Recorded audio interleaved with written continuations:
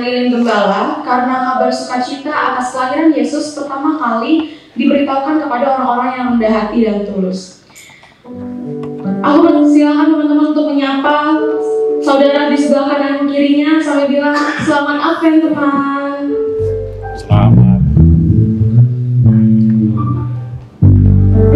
Haleluya. Mari kedupkan hati saudara, kita akan mulai ibadah kita.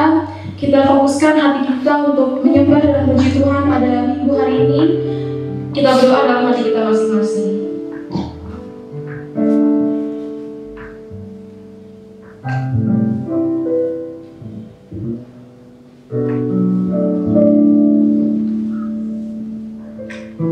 Amin.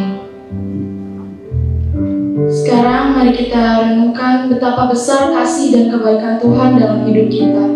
Tuhan telah setia memimpin kita dari awal hingga saat ini. Dengan hati yang penuh syukur, mari kita nyanyikan lagu Goodness of God.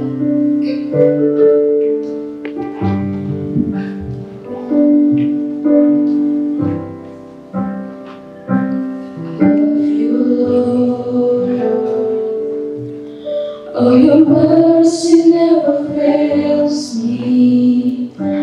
All my days I've been held in your hand. From the moment that I wake up until I lay my head, oh, I will sing of the goodness of God.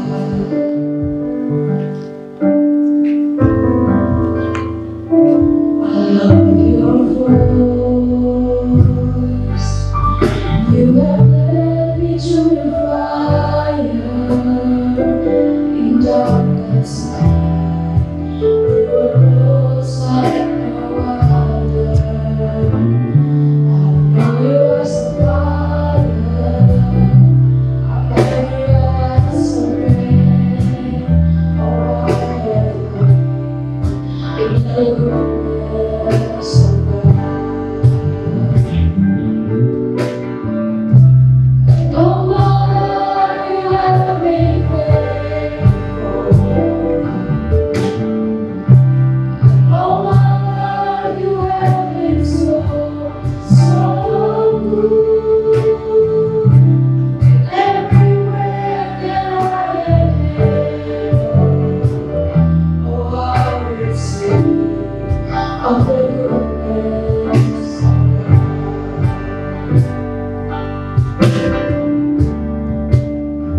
I love your voice. You have led me through the fire in darkness night. You were close like no other.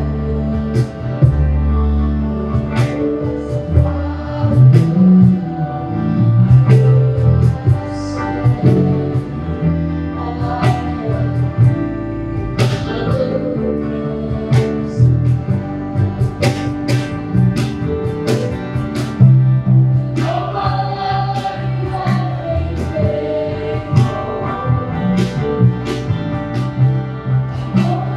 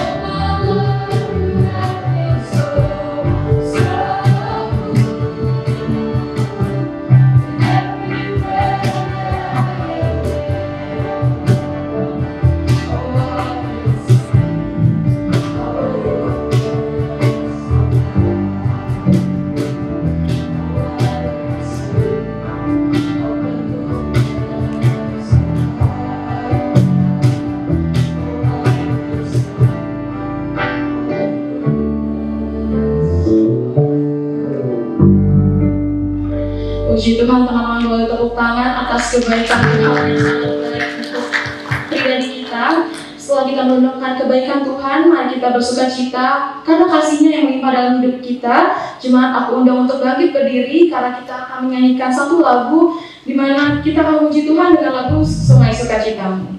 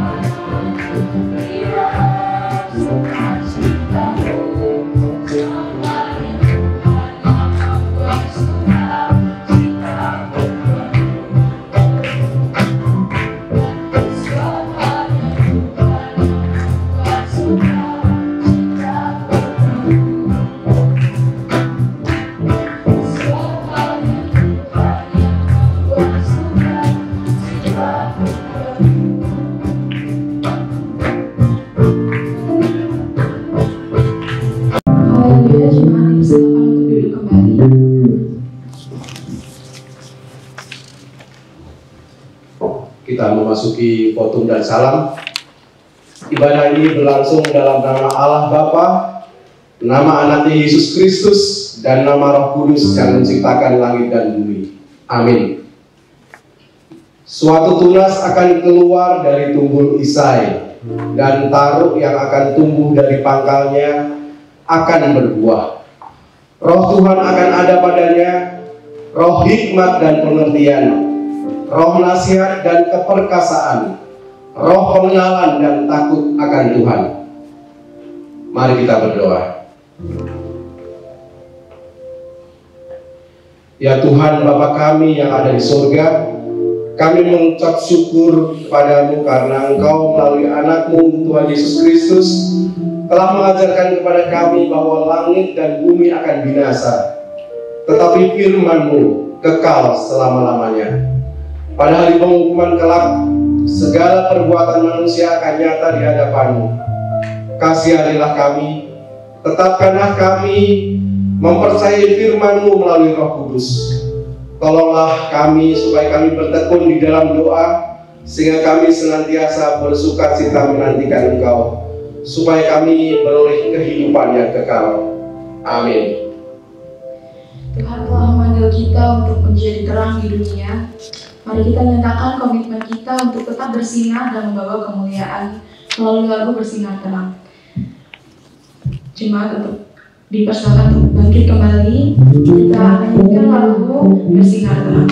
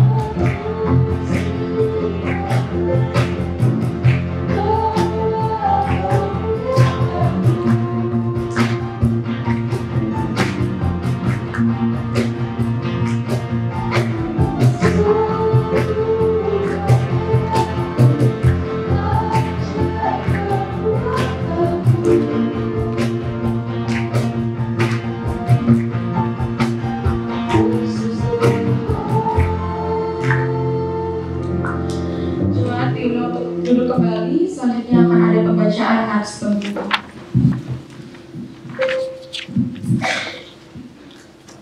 Kita akan membaca secara responsoria Yesaya 60 ayat 1 sampai 7. Saya membaca ayat yang ganjil, saudara-saudara membalas ayat yang genap, dan seterusnya. Bangkitlah, menjadi teranglah, sebab terangmu datang dan kemuliaan Tuhan terbit atasmu. Sebab sesungguhnya kegelapan menutupi bumi dan kekelaman menutupi bangsa-bangsa, tetapi terang Tuhan terbit atasmu dan kemuliaannya menjadi nyata atasmu.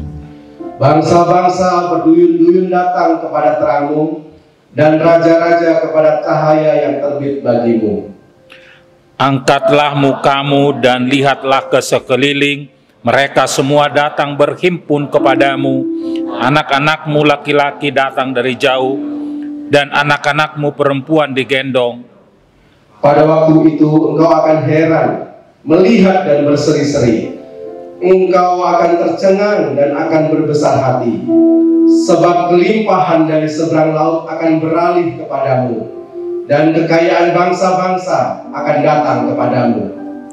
Sejumlah besar unta akan menutupi daerahmu, unta-unta muda dari Midian dan Eva.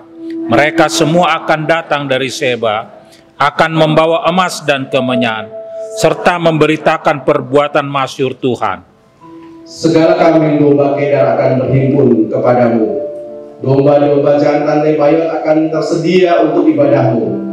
Semuanya akan dipersembahkan di atas mezbahku sebagai korban yang berkenan kepadaku, dan aku akan menyemerakkan rumah keagunganku. Siapakah mereka ini yang melayang seperti awan? Sampai ke sini. Oh. Demikianlah firman Tuhan. Kadang di tengah perjalanan iman, kita sering sekali menghadapi tantangan. Namun, aku percaya, dan aku juga yakin kalau teman-teman percaya, Tuhan setia memelihara kita. Mari kita teduhkan hati kita, pertanyakan tekad kita untuk tetap setia kepada Tuhan dengan nyanyikan lagu Tetap Setia.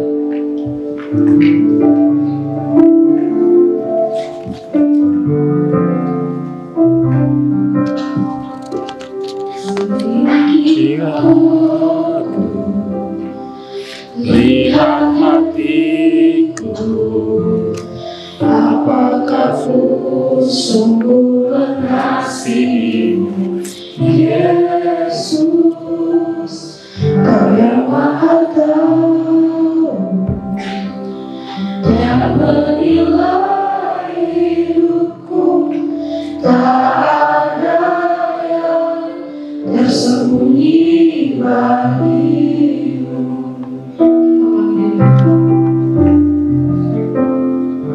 Selidiki aku, lihat hatiku, apakah ku sungguh mengasihi, Yesus, Kau yang Maha Tahu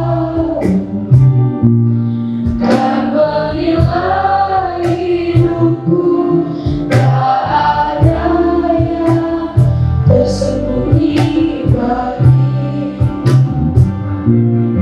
Tak kulihat kebaikanmu yang tak pernah habis di hidupku. Ku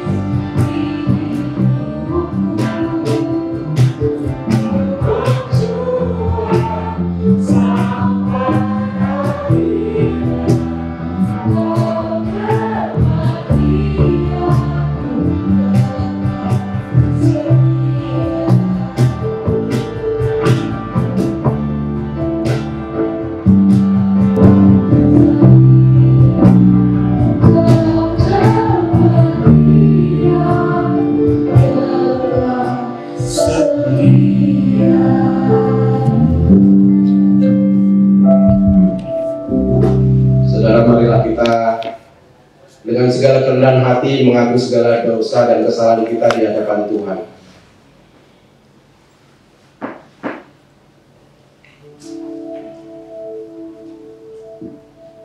Kita akui segala dosa-dosa kita di hadapan Tuhan.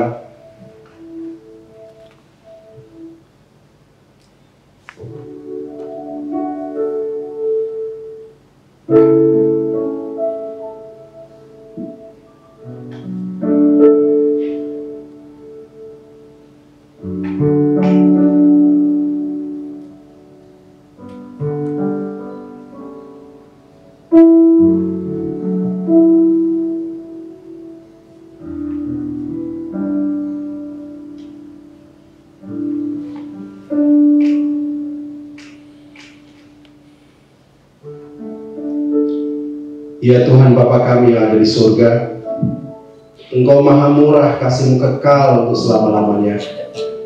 Kami datang ke hadapan-Mu dengan segala kerendahan hati kami, mengakui segala dosa dan kesalahan kami. Tataplah kami dengan berkat kasih-Mu, serta ampunilah dosa kami di hadapan penebusan anak-Mu Tuhan kami Yesus Kristus, Juru Selamat kami. Terima kasih untuk pengampunan yang Tuhan sediakan bagi kami.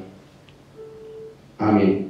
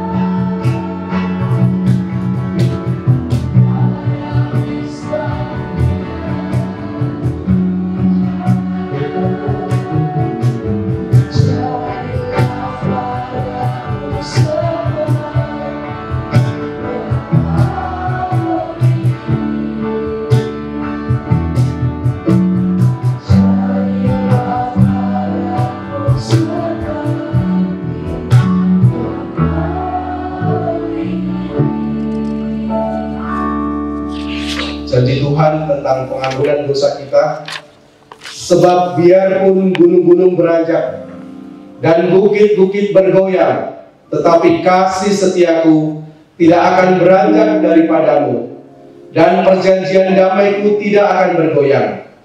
Firman Tuhan yang mengasihi engkau. Amin. Mari kita bangkit berdiri bersama dengan seluruh saudara kita dari segala tempat dan segala zaman. Mari kita mengakui pengakuan iman kita, pengakuan iman rasuli demikian.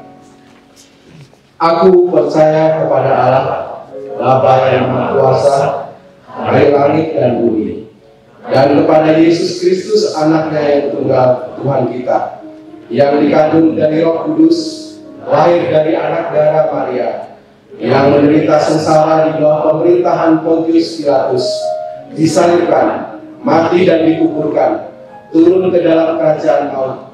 Pada hari yang ketiga, bangkit pula dari antara orang mati, naik ke surga, duduk di sebelah kanan Allah, Bapa yang Maha Kuasa. Dan dari sana Ia akan datang untuk menghakimi orang yang hidup dan yang mati. Aku percaya kepada Roh Kudus, gereja yang kudus dan aman, persekutuan orang kudus, pengampunan dosa, kebangkitan tubuh, dan hidup yang kekal. Amin.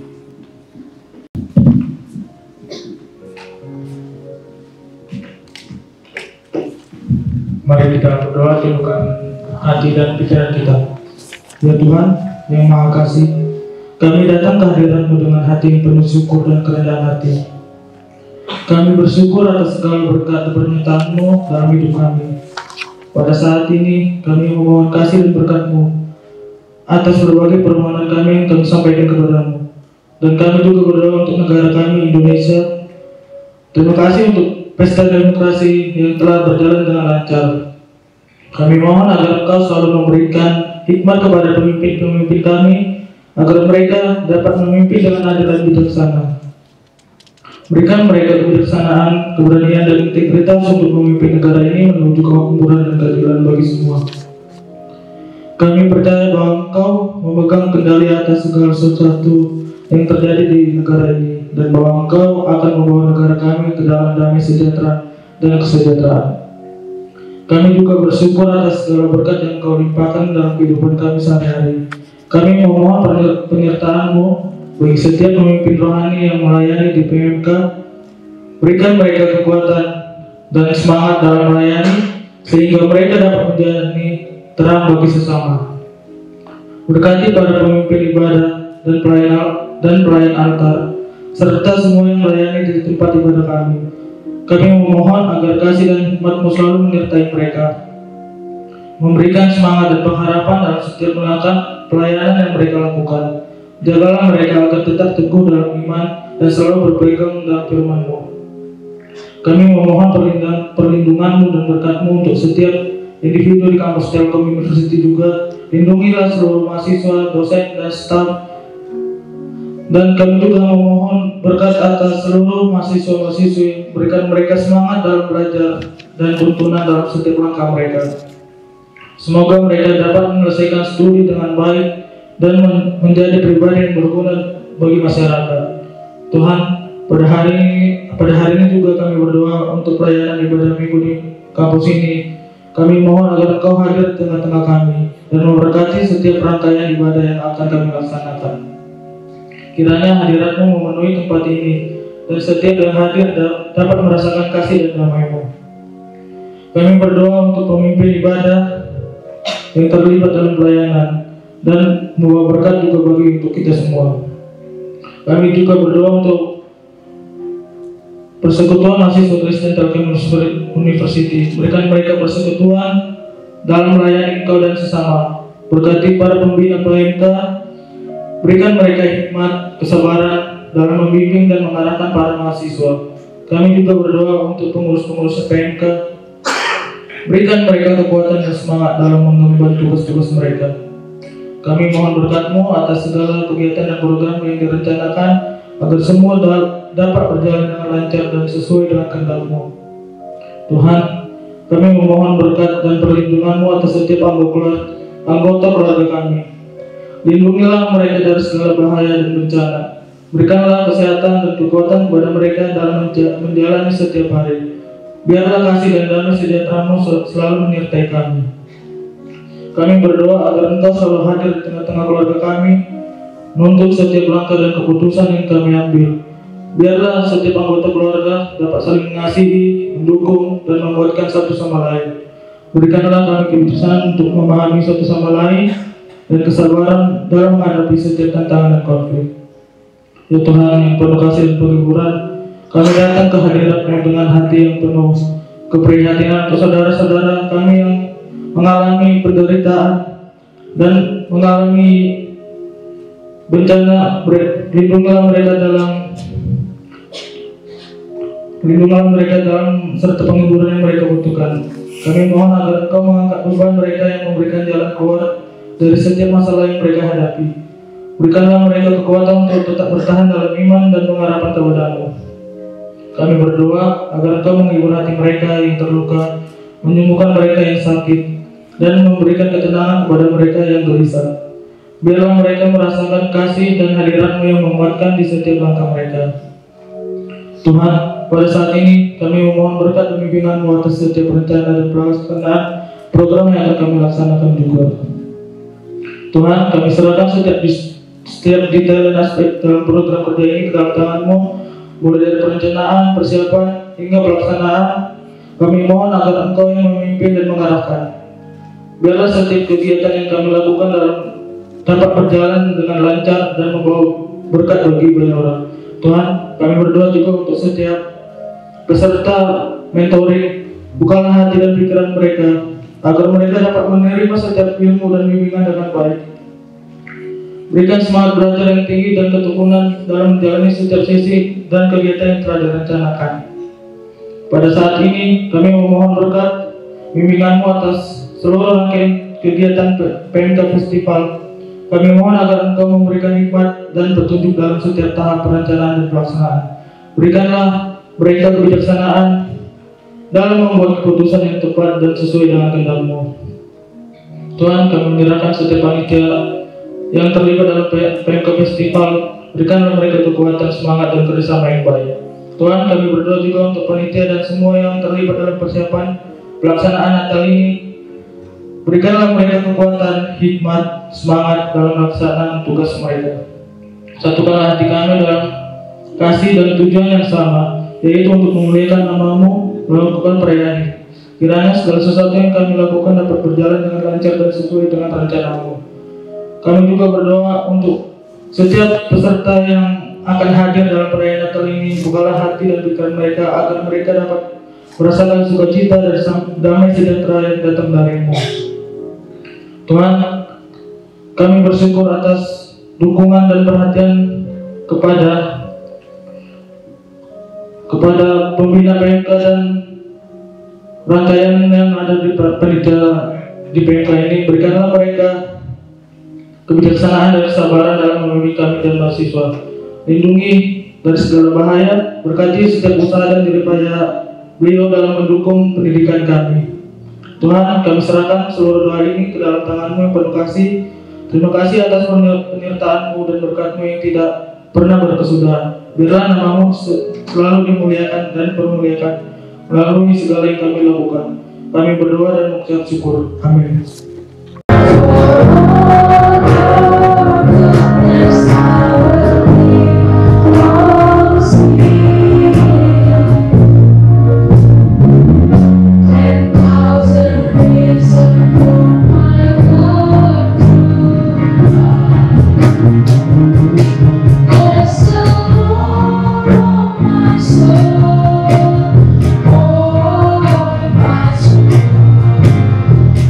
See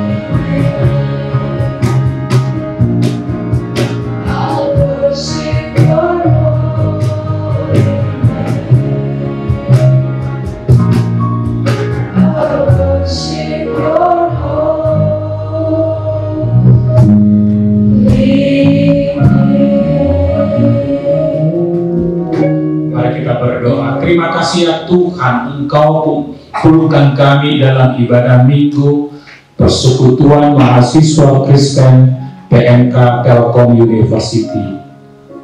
Kiranya Tuhan yang membuka hati pikiran kami setia untuk mendengarkan dan merenungkan dan melakukan firman-Mu. Kuasailah tempat ini Tuhan, di dalam Kristus Yesus Tuhan Juru Selamat kami, yang mengampuni dosa kami berdoa. Amin. Ya, silakan dulu. Ya, kita akan masuk ke pembahasan firman kita, ya, dengan tema deep learning, ya, deep lebih dalam. Ya. Ada suatu kehidupan ini ketika kita mau menggali sumur, ingin mendapatkan air yang lebih jernih, ya, ada air yang di permukaan, ya, tidak hanya kotor, terkadang juga beracun. Lebih dalam lagi 20 meter ada, tapi terkadang berminyak. 40 meter dia sudah mulai jernih, bersih. Lebih deep lagi 60 meter jauh lebih bersih. Ya. Jadi semakin deep, semakin jernih, semakin jernih. Demikian juga ketika kita melakukan proses penambangan, ya, semakin deep, semakin dalam, maka akan dapat logam-logam yang mahal, logam-logam yang langka. Tentu di sana akan lebih banyak resiko ketika kita menggali lebih dalam lagi. Paling tidak pengorbanan, suffering yang lebih dalam. Itulah kenapa kita membawa tema setelah deep thinking, ya. Sebelumnya kita bermutasi, bertransformasi dari overthinking ke deep thinking, ya. Sekarang kita masuk ke deep learning. Tentu kata deepnya kemarin ada suatu kata kunci di mana kita harus kita singkat dari deepnya, itu masih sama. Ya, ada suatu doa, D-nya doa dan syukur. Kemudian pertama D, exciting. Jadi melihat pengorbanan itu tadi ada pengorbanan, suffering. Tapi kita harus respon dengan exciting. Sehingga ada kedua, experience. Kalau kita tidak punya experience, kita tidak bisa melakukan B-nya, perenungan. Proses menggali itu, deep itu adalah proses siklis dalam kehidupan. Doa syukur, excited, experience, perenungan atau meditasi. Nah, deep yang sama, selain daripada kita mau memikirkan lebih dalam pikiran Allah, kita mau belajar tentang Allah itu sendiri. Itulah kenapa deep learning kita penting di dalam pengajaran kita hari ini. Ya. Kemudian kita masuk ke topiknya, revitalisasi, ya, kelompok pendalaman Alkitab di lingkungan kampus. Ya, revitalisasi. Kenapa saya menyebut revitalisasi? Untuk kita bisa tahu pemikiran Allah, tahu Allah itu sendiri sebagai navigator di dalam hidup ini, navigator yang menavigasi hidup kita.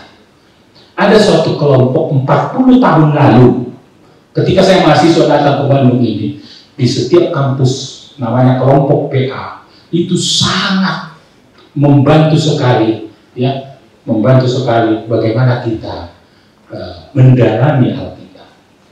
Bahkan ada kelompok institusi yang disebut navigator, ya. Navigator ini membantu kita mengenal Allah sebagai navigator. Ini untuk mahasiswa kelompok-kelompok PA tadi, 40 tahun lalu. Tidak hanya itu, ada persekutuan mahasiswa kampus, antar kampus, ya, perkantas, juga membantu, memperkenalkan, menavigasi. Bahkan ada lembaga LPNI, lembaga penginjilan mahasiswa Indonesia. 40 tahun lalu mereka sangat membantu ke kampus. Tetapi setelah 40 tahun setelah saya kembali ke kampus, saya melihat ada sesuatu yang hilang, termasuk lembaga itu sendiri tidak lagi punya jangkauan ke kampus. Di kampus-kampus itu tidak ada kerinduan. Sehingga terpikirkan bagi saya, selaku pembina mahasiswa Kristen yang kampus ini, kita harus revitalisasi kelompok pendalaman Alkitab, sehingga mereka belajar tentang Allah itu sendiri. Allah menjadi navigatornya, ya, firman Tuhan menavigasi hidupnya. Siapa yang menavigasi kita? Itulah yang menjadi topik pembahasan kita. Sehingga kita saya mencoba mengambil teladan Paulus sebagai pembelajar. Itulah ayat kita, yang Paulus sebagai pembelajar. Ya, yang saya ambil dari Kisah Para Rasul 22 ayat 3. Aku adalah Yahudi, lahir di Tarsus, di tanah Kilikia, tetapi dibesarkan di kota ini, dididik dengan teliti di bawah pimpinan Gamaliel dalam hukum nenek moyang kita, sehingga aku menjadi seorang yang giat bekerja bagi Allah, sama seperti kamu semua pada waktu ini. Dia dibesarkan di Yerusalem, tapi dilahirkan di Tarsus. Karena usia 12 tahun dia masuk perguruan agama, yang dimana Profesor Gamaliel sebagai guru besarnya. Ya, dia golongan Farisi. Dia awalnya berseberangan dengan Kristus Yesus, tapi akhirnya dia ditangkap. Dan karena dialah beberapa tulisan di Perjanjian Baru, ya, 13 tulisan sampai kepada bangsa-bangsa, sampai kepada kita. Bagaimana Allah penguasa itu diperkenalkan. Nah, kenapa Paulus? Karena saya melihat teladan Paulus layak untuk kita teladani. Ya, kemudian hari ini kita masuk ke suasana Minggu Advent. Minggu Advent itu adalah minggu perenungan. Sungguh harus kita pakai sebagai minggu perenungan. Ya, meditasi retreat, perenungan retreat yang harus kita lakukan. Ada 4 minggu, sehingga saya melihat apa makna dari minggu Advent itu. Yang pertama saya sebut 4P, penantian. Yang kedua, pengakuan. Yang ketiga, perubahan. Yang keempat, pengharapan. Ya, itulah dasarnya kenapa firman bacaan di awal, bahkan di khotbah seperti minggu lalu, kita mengambil dari Perjanjian Lama. Ya, karena ada mereka menantikan, menantikan mesianik, karena mereka terbuang seperti Yesaya ini. Tadi kita Yesaya, Trito Yesaya, ya, Deutero Yesaya, Proto Yesaya 1-39, Deutero Yesaya 40 sampai 55, 56 ke 66 itu adalah Pitro Yesaya ketiga. Artinya apa? Yesaya pertama mereka masih di tanah Yerusalem, suasana kebatinan di Yerusalem. Deutero Yesaya 40 ke 65 itu mereka dilihat sebagai bangsa yang terbuang ke belakang. Dan 56 ke 66 yang kita tadi baca 60, suara mereka itu adalah suara yang akan kembali ke pembuangan. Di pembuangan mereka 70 tahun. Ya. Hancur bait sucinya yang di Yerusalem yang dibangun oleh Salomo. Nah, mereka penantikan Mesias itu yang dijanjikan. Itulah penantian. P kedua, pengakuan. Ya, di zaman Yesus, di zaman perjanjian mau masuk perjanjian baru, mereka juga menantikan karena tekanan imperial Romawi.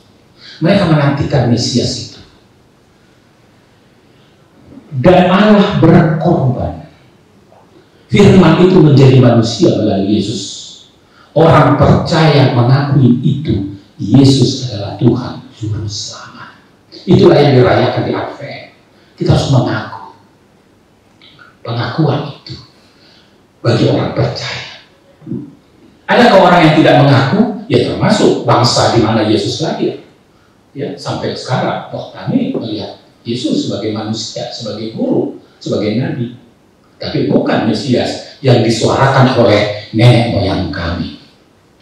Oke. Jadi ada pengakuan bagi kita. B ketiga, kalau kita akui dia Yesus Tuhan Juru Selamat kita, maka akan ada perubahan. Itulah minggu lalu kita di sini kok banyak ngambil dari Yesaya 40. Luruskanlah jalan bagi Tuhan. Ya, gunung yang ratakan gunung. Jadi ketika kita mengakui Yesus, kita harus meratakan tinggi hati kita. Kita turunkan menjadi rendah hati lembah-lembah itu. Kita hidup dengan jalan yang lurus. Kristus menjadi teladan kita. Karakter Kristuslah yang harus tumbuh. Kalau kita mengakses, itulah introspeksi diri ketika kita berakses. P4 itu adalah pengharapan. Kita berharap Yesus akan datang untuk kedua kalinya. Itulah yang disebut dengan Advent eskatologis.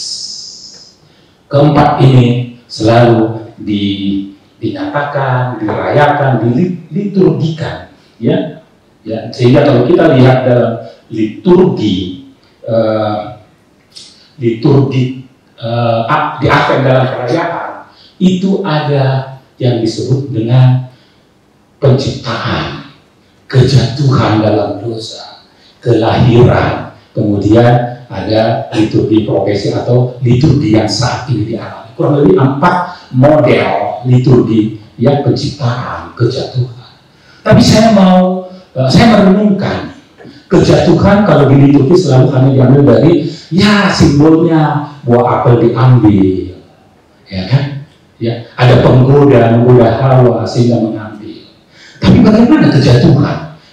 Dosa kita mulai dari penciptaan. Ini renungan saya di dalam mempersiapkan ini.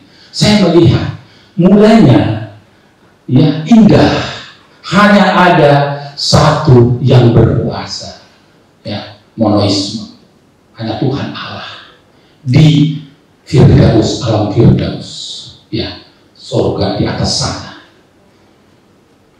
Tetapi di situ Allah juga melakukan sidang ilahi. Ada makhluk-makhluk ilahi bersama dia. Walaupun dia teokrasi, tapi dia juga sebetulnya demokrasi karena ada ilah. Tapi ada pembangkang juga di situ yang akhirnya jatuh pembangkang itu ke alam semesta. Jatuh ke alam semesta. Si penggoda ini yang jatuh, yang ingin seperti Allah juga berkuasa. Jatuh, dia menggoda ciptaan Allah, si Adam dan Hawa ini, supaya sama dengan Allah. Sehingga manusia jatuh ke alam semesta. Di alam semesta menjadi ada dualisme kepemimpinan. Kita bisa lihat di kisah Ayub, bagaimana dialog antara dua pemimpin yang di alam semesta ini. Boleh kamu goda Ayub orangku, tetapi jangan sekali-kali kamu ngambil nyawanya. Ada dua kepemimpinan. Si penggoda, boleh kamu sebut iblis, setan, apa, tapi saya menyebut si penggoda. Dia di alam semesta. Dan itu dasarnya ketika saya kecil di kampung saya, si alam semesta itu punya kuasa sehingga banyak orang kesurupan. Banyak orang kesurupan.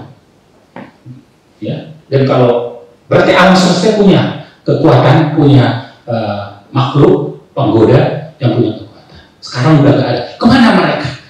Ternyata si penggoda ini jatuh. Pada saat di alam semesta, makanya ada dewa yang disembah orang, untuk mendekatkan dirinya. Tapi sekarang dia udah jatuh ke alam pikiran orang, sehingga rasionalitas muncul.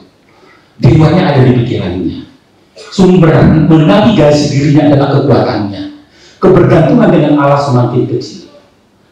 Orang jatuh, kekuatan ada di dewanya. Itu yang menavigasi hidupnya. Dan kebergantungan ke Tuhan, ke Allah, ini semakin mengecil. Dan ini sekarang ada di alam pikiran. Itu dasarnya kenapa orang berpikir alam pikiran itu bisa, alam pikiran kita kekuatan kita itu bisa menjadi Allah kita. Ilah-ilah. Tetapi kemudian di era sekarang jatuh bukan lagi di alam pikiran, tapi di buah pikiran. Buah pikiran. Itu yang disebut saya alam AI. Sekarang, kita berada sekarang alam AI. Kembali ke pertanyaan, siapa yang menavigasi hidup kita?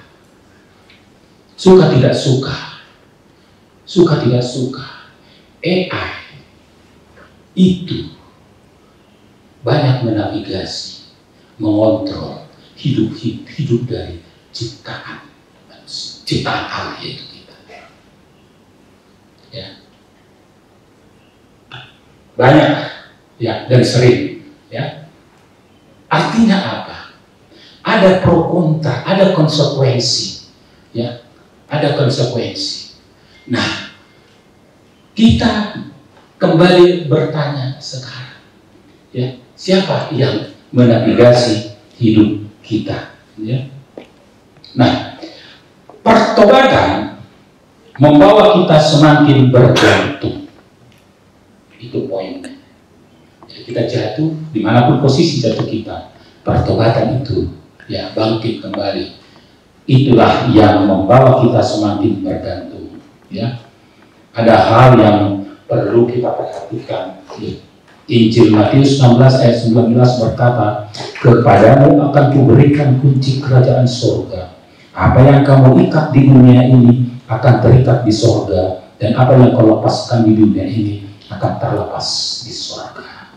Saya berharap dengan slide ini ya, kita mengikatkan diri kepada Allah sebagai navigator hidup kita, ya. Nah, itulah kenapa deep learning menjadi penting, ya. Deep learning itu bisa dilihat dari mind, ya. Ada gambar mind, ada gambar gunung es, ya. Ada gambar gunung es, ada gambar gunung es. Ya, ada gambar gunung es seperti ini. Deep learning, ya. Ketika Menteri Menengah, Pendidikan Menengah dan Dasar dilantik, ya, kata yang dia launching itu, sounding itu adalah deep learning. Kemudian diikuti dengan kata, didekati dengan mindful, meaningful, joyful. Tentu seorang profesor dari Muhammadiyah, ahli pendidikan dan menjadi menteri, ya, menteri. Tentu dia sudah merenungkan kata pertama yang akan dia keluarkan ketika dia press release. Ketika saya bicara deep learning, ya ini sebetulnya terkait dengan bagaimana kita menggali mind kita, mind pikiran kita, ya, yang digambarkan seperti gunung es, ya, digambarkan seperti gunung es. 10% itu yang kelihatan, power 10% itu kelihatan, ya, kelihatan itu cuma 10%. Bicara kita critical thinking, kemampuan kita analytic thinking, kemampuan kita power itu ada 10% yang kelihatan. Mungkin kecerdasan intelektual ada di situ, ya, kecerdasan intelektual itu. Tapi kekayaan Allah menciptakan manusia yang segambar dengan Allah di mind itu ada 90% yang disebut dengan subconscious. Di situ ada feeling, di situ ada pemikiran, emosi, ya.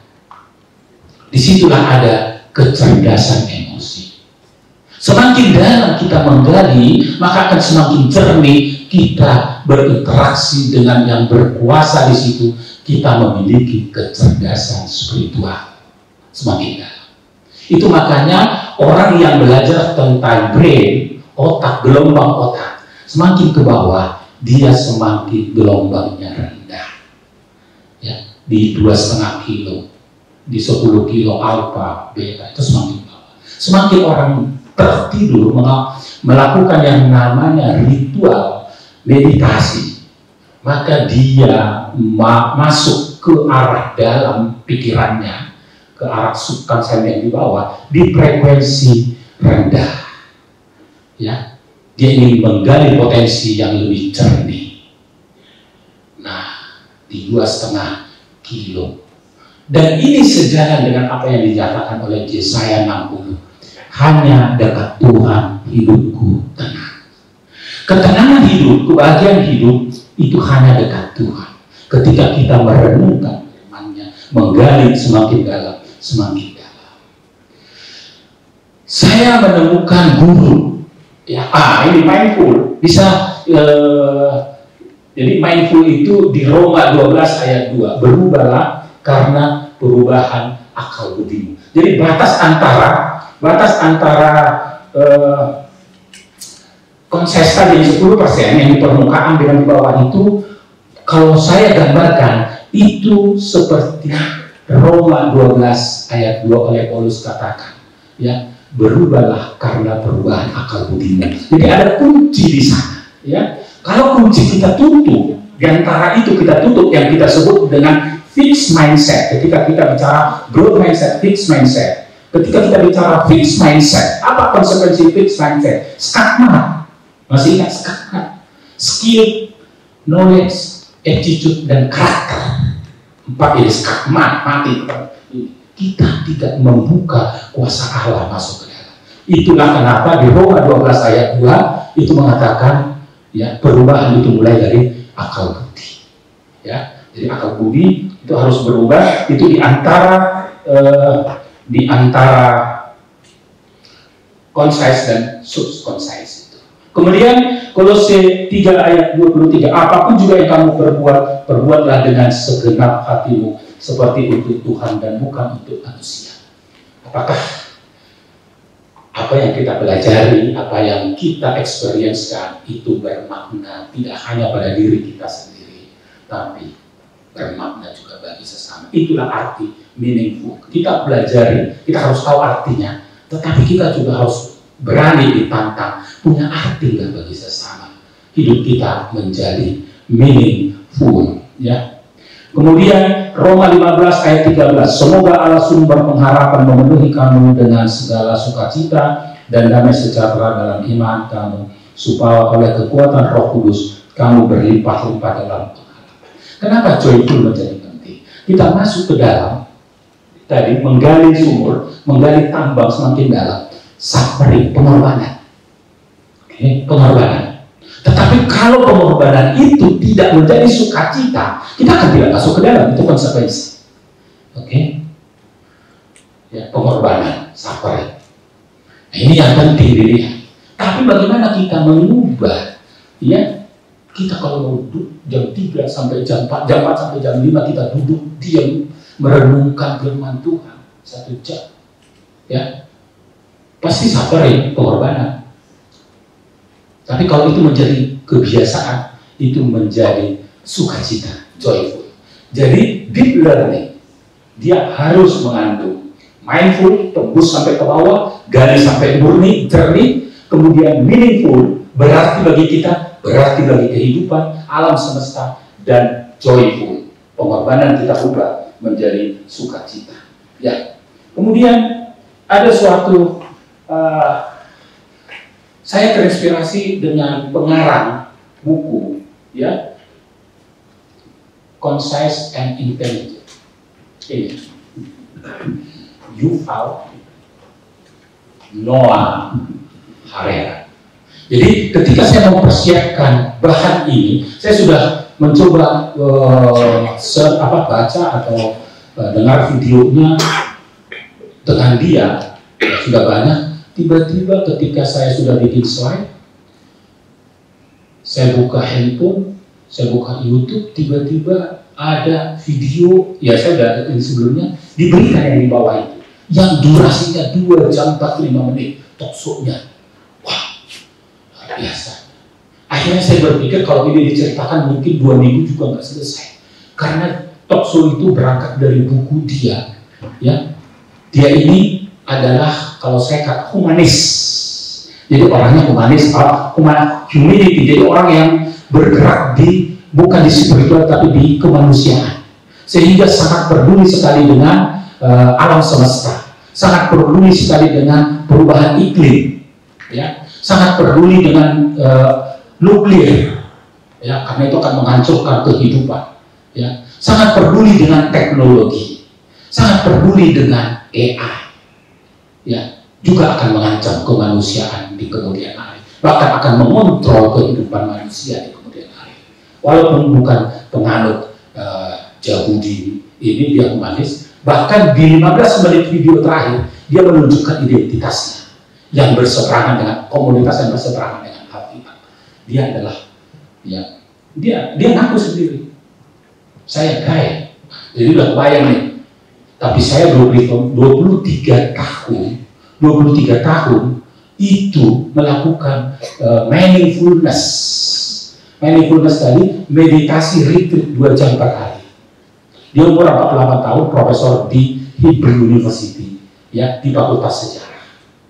Oke, itu saya mengisi start ini cuma 1 menit kurang, karena apa? Biografinya saya crop, saya taruh, kemudian bukunya saya crop, saya taruh di slide itu, video yang saya tonton tadi, saya linknya, saya ambil, saya crop, saya buat, taruh di situ. Tetapi untuk bisa memahami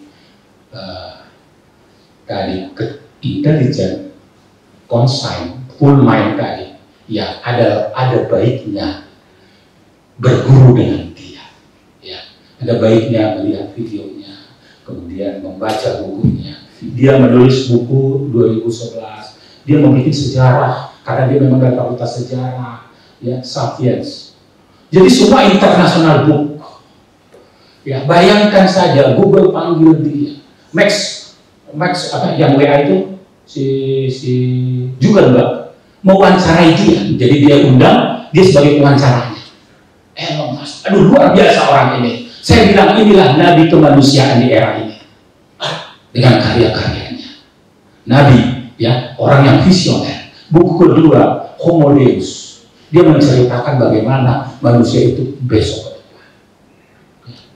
Buku ketiga dia kasih tips 20 lesson for 20th century. Buku keempat baru terbit, video ini setahun yang lalu, jadi belum dibahas dalam talk show-nya. Nexus, bagaimana interaksi, ya, karena kita bicara deep learning sebetulnya orang informatika bicara secara khusus, ya, nanti yang mau mengambil bagian dari PMK, pengurus PMK. Tapi siapapun dia, saya katakan tadi baru 40 tahun perjalanan pendalaman Alkitab di antara kampus sudah mati. Tentu ada yang mengancam, dan mengancam itu ya jatuh-jatuh tadi. Kenapa ada yang mengancam? Ya, AI, era sekarang AI, dia mencuri perhatianmu, mencuri perhatianmu. Itu. Yang kedua, dia akan mendistrak fokusmu. Ketika kita mau deep. Kenapa suasana tadi tenang, meditate, itu adalah cara membendung, melawan yang mencuri perhatian tadi dan mendistrak fokus kita. Dua ini yang menjadi lawan manusia sekarang, mencuri perhatian dan mendistrak fokus kita. Dan AI berperan di sana. Komunikasi, karena dia apa? Dia adalah makhluk ciptaan manusia. Kita makhluk ciptaan Tuhan, terdiri dari struktur, orang kimia bilang struktur organik, rantai sel. Dalam tubuh kita, konsumsi kita karbon, rantai sel, sehingga dia punya waktu istirahat, waktunya Tuhan bekerja. Itu ciptaan Tuhan terdiri dari rantai sel organik. Tetapi ciptaan manusia anorganik. Dia tidak punya jam istirahat. Setahun kerja 365 hari. Sehari 24 jam. Dia tahu karakter kita, tapi kita tidak tahu karakternya. Ya kan? Dia tahu kesukaan kita. Mesin, nggak mesin kan, ujung-ujungnya kan mesin. AI itu agen menurut Noah Harari. Agen belajar bisa, agen perubahan bisa, mengubahkan kita bisa. Dia agen, bukan tools. Ya. Nah, ini penting. Dan spiritual itu adalah terkait dengan keisen, pertanyaan di dalam hidup. Religion itu adalah answer. Kenapa saya ada? Itu keisen.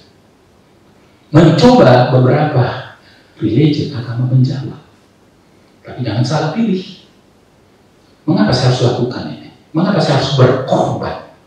Suffering. Itu pertanyaan religion. Dan agama jawabannya itulah menurut Harari, Noah Harari. Jadi selama ini kita selalu diwakilkan ini bukan religion, spiritual, ya religion spiritual.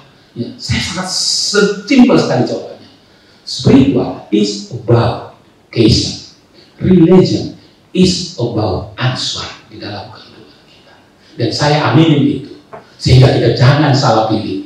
Memilih navigator kita, memilih kelompok kita untuk mengenal Allah sebagai navigator. Yesus adalah juru selamat. Sehingga kita perlu learning, tidak hanya berpikir cara pikir Allah, tapi berpikir apa yang diajarkan oleh Allah.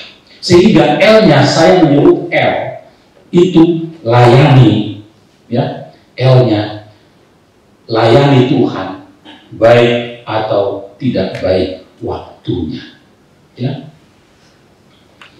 Ya, di dalam 2 Timotius 4 ayat 2 dikatakan berbunyi sekian, beritakanlah firman, siap sedialah, baik atau tidak baik waktunya, nyatakanlah apa yang salah, tegurlah, nasihatilah dengan segala kesabaran dan pengajaran. L-nya layani Tuhan, baik atau tidak baik waktunya. E-nya learning, edukasi, dan ajarkanlah Injil Kerajaan Allah. Ya, bisa kita lihat dukungannya dari Matius 28 ayat 20, demikian firman Tuhan. Dan ajarlah mereka melakukan segala sesuatu yang telah kuperintahkan kepadamu, dan ketahuilah aku menyertai kamu senantiasa sampai kepada akhir zaman. Ada ya perintah kepada kita untuk edukasi, ajarkan. Inilah meaningful. Ketika kita diselamatkan itu karena anugerah, tapi konsekuensi kita diselamatkan, kita harus beritakan Injil Kerajaan, kita harus mengedukasi, mengajarkan ya makhluk ya manusia lain sehingga mereka juga diselamatkan. Itulah esensi dari edukasi dan ajarkan. Learning, LEA. Aku nyata membentuk kelompok pendalaman, ya, aksi nyata membentuk kelompok pendalaman Alkitab, belajar dari panggilan Paulus dan Barnabas, ya. Kisah 13 ayat 1 dan 3 demikian firman Tuhan. Pada waktu itu dalam jemaat di Antioquia ada beberapa nabi dan pengajar, yaitu Barnabas dan Simeon yang disebut Niger, dan Lukias yang orang Kirene, dan Menahem yang diasuh bersama dengan raja wilayah Herodes, dan Saulus. Pada suatu hari ketika mereka beribadah kepada Tuhan dan berpuasa, berkatalah Roh Kudus, khususkanlah Barnabas dan Saulus bagiku untuk tugas yang telah kutentukan bagi mereka. Maka berpuasa dan berdoalah mereka, dan setelah meletakkan tangan ke atas kedua orang itu, mereka membiarkan keduanya pergi. Paulus pun memiliki kelompok kecil. 2000 tahun lalu itu adalah buah dari kelompok kecil itu. Ada Paulus, ada Barnabas yang diberkati. Ya. Walaupun di perjalanan antara Paulus dan Barnabas berseberangan, ya itulah pelayanan. Mungkin nanti di antara ya Adik-adik ini punya berseberangan dengan Tuhan. Ya, ingat saja, Paulus dan Barnabas pun, ya, di awal mereka diberangkatkan, diberkati sebagai kelompok kecil. Tetapi Alkitab mencatat bahwa hanya Paulus, surat-surat Paulus lah yang dimasukkan dalam kanonik yang ada di Alkitab ini. Ya, aksi nyata, ya, aksi nyata. Jadi harus memang 2025 aksi nyata itu harus kita pertimbangkan. R-nya, learning, rancang, visi dan misi kelompok menjadi misi persekutuan mahasiswa Kristen. Ya. Matius 18 ayat 20. Sebab di mana 2 atau 3 orang berkumpul dalam namaku, di situ aku ada di tengah-tengah mereka. Kelompok kecil punya visi, ya, kemudian dirumuskan, akhirnya dirumuskan. Tetapi kita harus percaya ketika kita visi-misi ini sejalan dengan skenario Allah, percayalah Allah adil di situ. Ya, itu janji Allah dalam Matius tadi. Learning, N-nya, negosiasi strategi menjalankan misi dengan pemangku kepentingan, stakeholder. Ya. Akan banyak stakeholder yang harus kita negosiasi. Ya, contoh tadi itu ada lembaga-lembaga seperti Navigator, PMII, TLU, dosen, itu pemangku kepentingan mahasiswa baru, itu semua pemangku kepentingan. Ya, kita harus negosiasi. Teknik negosiasi adalah persuasi. Ya, teknik negosiasi terbaik adalah persuasi, yaitu teknik yang dilakukan oleh tadi si penggoda, membujuk. Ya, persuasi, teknik membujuk. Ya, kepada ahli komunikasi di sini ada mahasiswa komunikasi. Teknik negosiasi terbaik adalah persuasi, membujuk, dan itu belajarnya sudah di alam jatuhnya manusia ke awal. Makanlah buah ini, dia dibujuk. Kau akan sama dengan Allah. Ya. Jadi negosiasi. Kumpulkan dulu siapa pemangku kepentingan. Ya, di dalam kampus, di luar kampus. Setelah punya I-nya, learning. I-nya, izinkan Tuhan sebagai leader teokrasi untuk menjalankan visi misi strategi Pemistra yang sudah dirumuskan, namanya strategi formulasi. Ya. Jadi rancang, rumuskan strategi, buat aksi, bikin komitmen. Ya. Di rapat terakhir pengurus saya ikut, ya, mereview struktur divisi kelompok kecil. Ya, kita bagaimana posisinya dengan ibadah minggu. Ya, saya mengusulkan, mudah-mudahan untuk pengurus akan datang, divisi kelompok kecil dan ibadah minggu. Struktur, follow the strategi.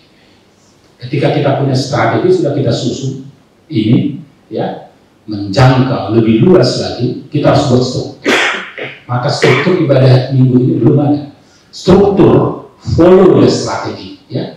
Orang-orang manajemen itu tahu, 2 tahun sebelumnya itu saya udah ada itu, ilmu itu tahun 60-an bukunya, ya, search aja, tahun 62, ya, itu seumuran dengan, ya, orang-orang manajemen itu, Peter Drucker, itu seumuran di situ bagaimana, ya, bagaimana SWOT ditemukan di tahun-tahun 60-an itu, ya, Igor Ansov, ya, terjemahkannya lagi ke market. Tapi intinya struktur, follow the strategi. Ketika kita sudah punya strategi, kita punya visi misi strategi, pikirkanlah PMK bagaimana strukturnya. Makanya ketika bicara struktur divisi kelompok kecil dan di posisinya terhadap ibadah minggu, saya selaku pembina mengatakan nanti di tahun depan divisi kelompok kecil dan ibadah minggu. Karena struktur, follow the strategi. 600 orang mahasiswa baru setiap tahun muncul ada di sini, Kristen. Itu yang saya terima waktu itu. Kita mau jangan sampai AI yang menavigasi hidupnya. Suka tidak suka, Kecerdasan spasial kita hilang sekarang karena apa? Karena kita mau ke satu lokasi yang sudah familiar juga, Waze dulu. Coba Google Map dulu. Kecerdasan spasial kita kan jadi bodoh ini, tidak dilatih. Sementara kecerdasan itu perlu dilatih, ditrain. Oke? Karena apa? Kita sudah dinavigasi oleh AI untuk ke suatu titik. Itu sederhananya seperti itu navigasi itu. Kita membutuhkan apa sekarang navigasi? Bukan lagi kita tanya dulu berapa reviewnya. Kita membeli. Jadi kebutuhan kita dalam hidup ini sekarang navigatornya di AI dan meninggalkan Allah. Sementara apa? Jadilah kehendakmu. Bagaimana kita tahu bahwa itu kehendak Tuhan? Tuhan yang menavigasi kita. Doa Yesus mengatakan, jadilah kehendakmu. Navigasinya Tuhan. Tetapi kita sudah dalam keputusan-keputusan dan sekarang sudah terjadi, apalagi 10 tahun lagi, apalagi 20 tahun lagi, apalagi seterusnya. Oke. Ya, jadi struktur, follow the strategi, rancang, ya, visi, misi, aksi, dan struktur, follow the strategi. Ya, saya harus tekankan ke pengurus yang akan datang. Ibadah minggu itu melekat ke divisi kelompok kecil. Dan ini yang kita bekali ini sekarang. Pendalaman kelompok pendalaman Alkitab itu adalah buah karya dari divisi kelompok kecil. Kemudian N-nya, ya, networking dengan BMK antar kampus di Indonesia. Jangan hanya meaningful, jangan hanya memikirkan kampus ini. Kita harus memikirkan kampus-kampus lain. Networking. Dulu itu 40 tahun yang lalu terjadi. Masalahnya yang mengikat itu, integratornya itu yang saya sebut navigator, perkantas, PMI, LPMI, hilang semua sekarang. Mereka sekarang membangun gerejanya masing-masing yang aktif di situ. Tapi lembaganya hilang. Ya, saya tidak menyalahkan apakah itu cara Tuhan. Tetapi yang pasti, saya merevitalisasi kembali itu. Ya, melalui PMK ini, kelompok pendalaman Alkitab, dan harus networking, harus meaningful. Tadi mindful, meaningful, harus meaningful, harus nyampe ke kampus-kampus lain. Ya. Dan joyful, suffering itu, tapi harus transform suffering ke sukacita, joy. Ya, from suffering to joy. Itulah yang harus kita lakukan. Yang terakhir, global network agar Injil Kerajaan Allah sampai ke ujung dunia. Ya. Dalam Matius 28 ayat 19 berkata, karena itu pergilah, jadikanlah semua bangsa muridku dan baptislah mereka dalam nama Bapa, Anak, dan Roh Kudus. Kalau kita tidak punya spirit global networking, Injil tidak akan sampai ke ujung dunia. Tapi ketika kita merumuskan global networking, maka Injil Kerajaan Allah bisa sampai ke ujung dunia. Mengapa Injil Kerajaan Allah sampai ke ujung dunia? Karena itulah tadi jawaban dari Advent eskatologis.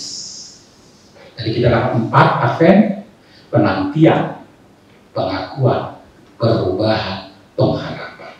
Pengharapan itu terjadi, yaitu Advent eskatologis, ketika ini sudah selesai. Jangan pikirkan umur kita sekian.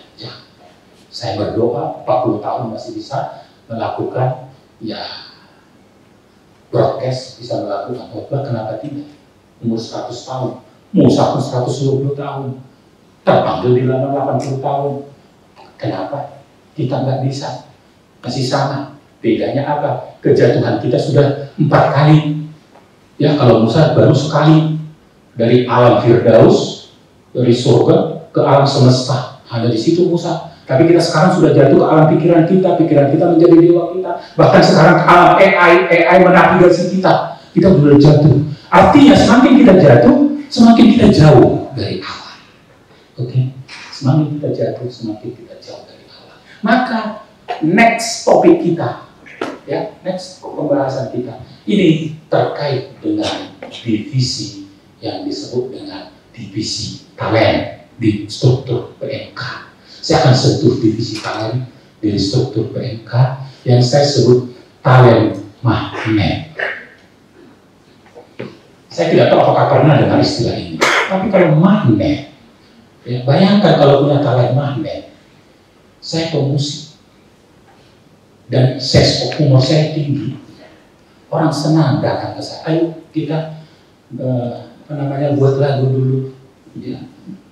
Kalau saya ahli programming Python, orang punya proyek, ikutan yuk. Karena apa? Era besok itu kolaborasi. Saat ini pun sudah kolaborasi. Sehingga yang diutamakan sekarang itu jadilah talent magnet. Apapun talentmu, masterlah di sana. Jadi talent magnet. Ya, secara umum begitu.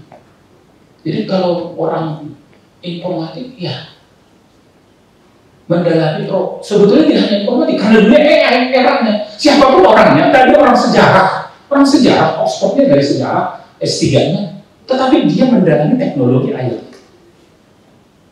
Dia bisa bicara AI sangat luas, sangat dalam. Ya, tidak hanya dalam, luas. Ya, dihubungkan dengan humanisme, sangat luas dan dalam. Ya, bukan membatasi kita hanya ini ilmunya sekarang. Ketika kita bicara bahwa AI adalah agen, maka semua berada di dalam medan field ini, field peperangan ini. Berarti saya pun harus bisa menggunakan itu. Itu yang menjadi talent magnet tadi. Jadi apapun dia. Kalau dia orang komunikasi, ya silakan. Oh iya, saya harus dalam komunikasi persuasif. Untuk menjadi komunikasi persuasif, maka saya harus merendahkan hati. Gak bisa kita mendalami teknik persuasif, tapi kita tinggi hati.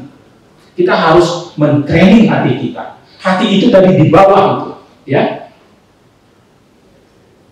Kasihilah Tuhan Allahmu dengan segenap hati, itu paling bawah di dalam mindful tadi, ya, struktur paling bawah. Kasihilah Tuhan Allahmu dengan segenap hati, paling bawah. Naik sedikit, akal dengan jiwamu, ya kan? Layer dari bawahnya. Naik sedikit dengan akal budimu, itu di perbatasan tadi, oke? Perbatasan. Naik lagi yang kelihatan tadi yang 10% dengan kekuatanmu, powermu, oke? Musa itu ngomongnya di Musa 6, Kejadian, ya, di Keluaran 6, Musa mendapatkan firman itu, kemudian kita bawa ke struktur lain, ya, kasihilah Tuhan Allahmu dengan segenap hatimu, ya, di subkonsen yang paling dalam, disitulah kata Allah,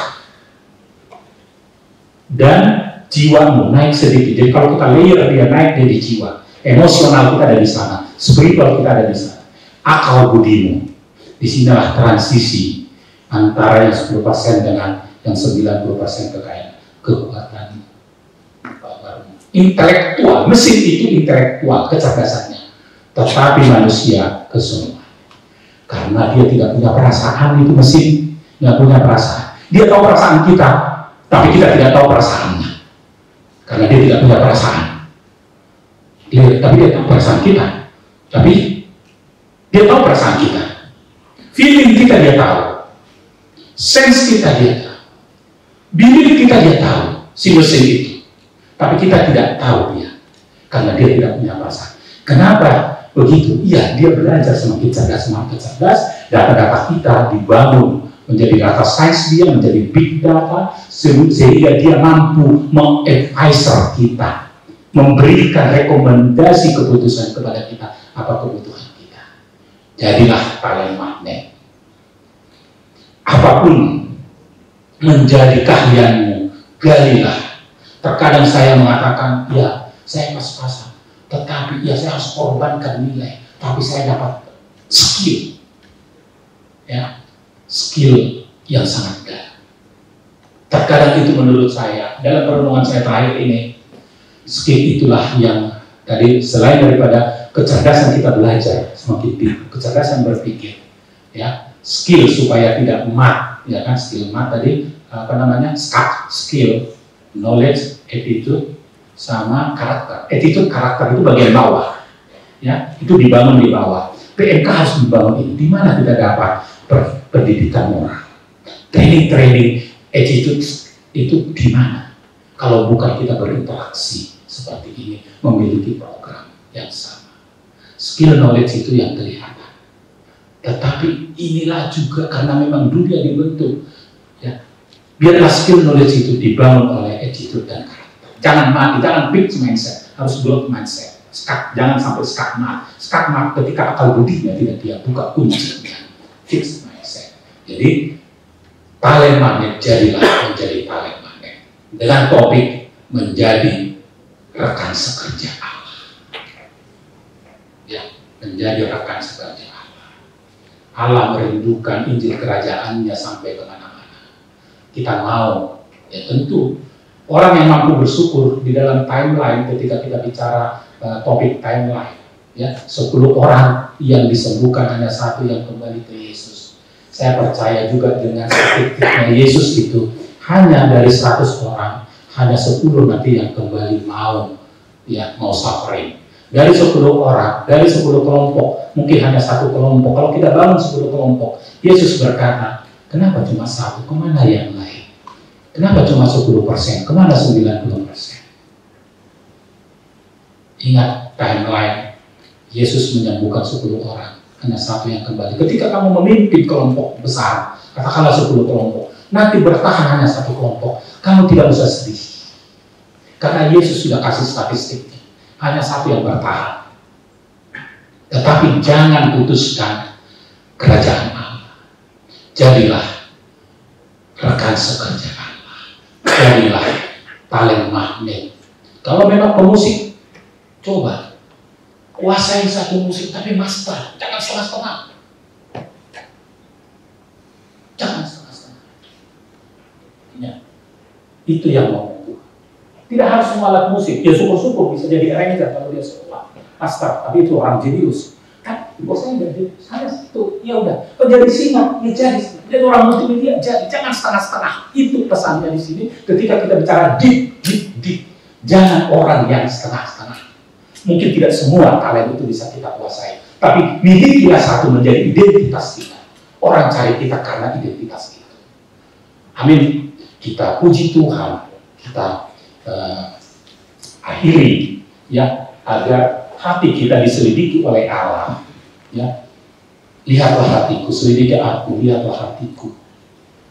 Apakah sungguh mengasihimu Yesus? Kau yang Maha Tahu, yang menilai hidupku, tak ada yang tersembunyi bagimu.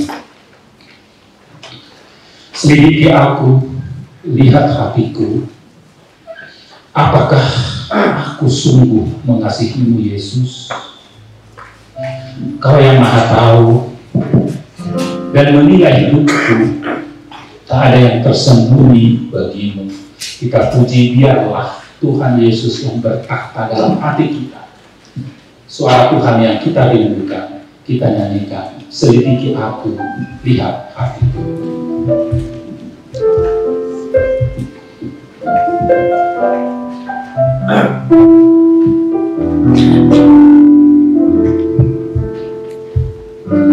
Selidiki aku, lihat hatiku.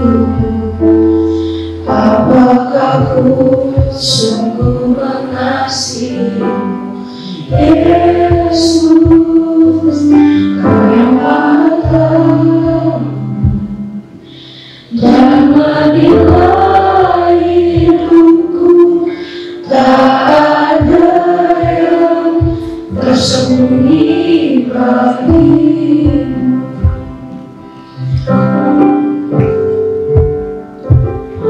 Selidiki aku, lihat hatiku.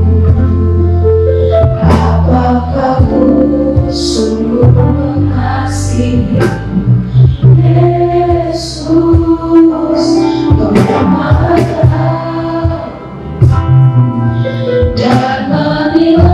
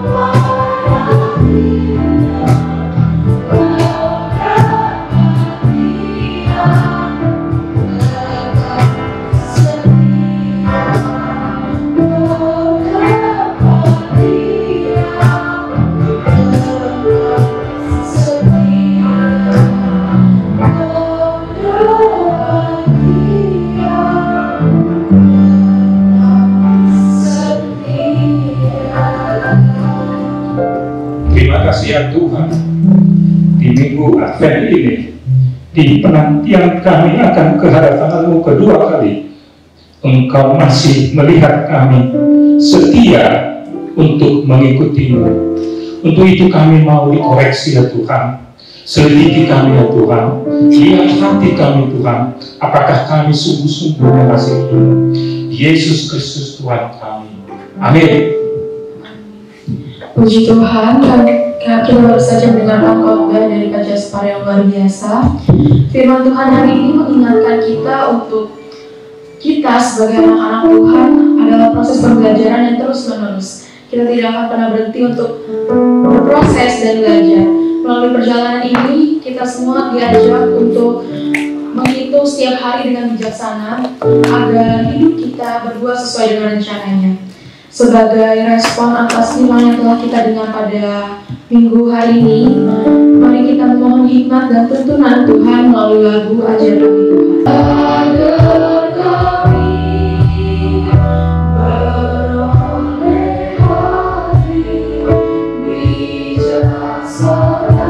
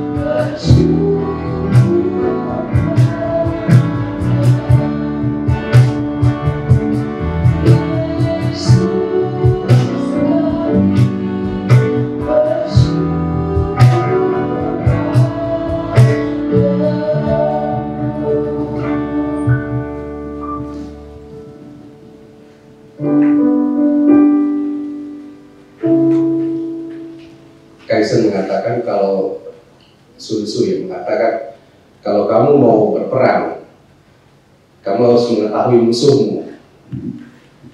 Masalahnya sekarang ini kita yang menguasai hidup kita, yang tahu hidup kita adalah AI, gitu ya. Sekali lagi kita harus keluar dari lingkaran ini. Kita harus belajar AI benar, tetapi juga kita harus keluar dari perangkap-perangkap AI, gitu ya. Untuk itu kita harus mengetahui rencana Allah terhadap hidup kita. Allah sudah mengaruniakan Roh Kudus-Nya kepada kita sehingga kita mengetahui pikiran-pikiran Allah. Kita harus belajar deep learning terkait dengan firman Allah, belajar lebih dalam supaya kita bisa menang terhadap peperangan di masa yang akan datang. Ini adalah peperangan yang berat ya, karena AI lebih tahu diri kita, gitu ya. Ini perjuangan yang harus kita mulai dari sekarang.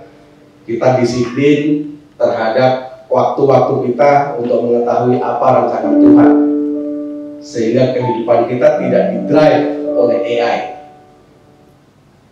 Kita akan memberikan persembahan. Demikianlah firman Tuhan, Roma 12 ayat 1. Karena itu, saudara-saudara, demi kemurahan Allah, aku menasihatkan kamu, persembahkanlah dirimu sebagai persembahan yang hidup, yang kudus, yang berkenan kepada Allah. Itu adalah ibadahmu yang sejati. Mari kita berikan yang terbaik bagi Tuhan sambil kita puji Tuhan. Di sini aku bawa persembahan.